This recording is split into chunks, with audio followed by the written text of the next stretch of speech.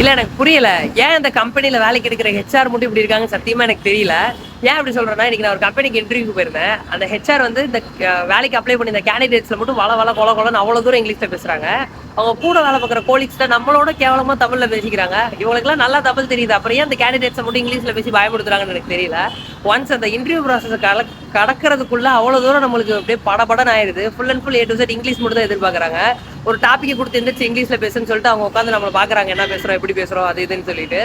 ஆனா நம்ம நிறைய பேர் வந்து இங்கிலீஷ் பேசுறவங்கள பழம் பீட்ரு அது இதுன்னு சொல்லி நிறைய ஓட்டிருப்போம், படிப்ஸ் அது இதுன்னு சொல்லி ஓட்டிருப்போம்.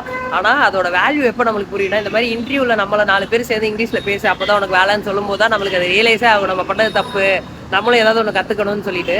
தயவு செஞ்சு ஒரு நல்ல கம்பெனியில பிளேஸ் ஆகணும்னு நினைச்சீங்கன்னா ஸ்கூல் காலேஜ்ல இருந்தே அந்த இங்கிலீஷ் எல்லாம் கொஞ்சம் கொஞ்சம் பேசி பழகுங்க. அப்பதான் உங்களுக்கு கம்பெனில இன்டர்வியூ போகும்போது ஃப்ளூயண்டா பேசி வரும், ஃபியர் இல்லாம அப்பதான் இருக்கும்.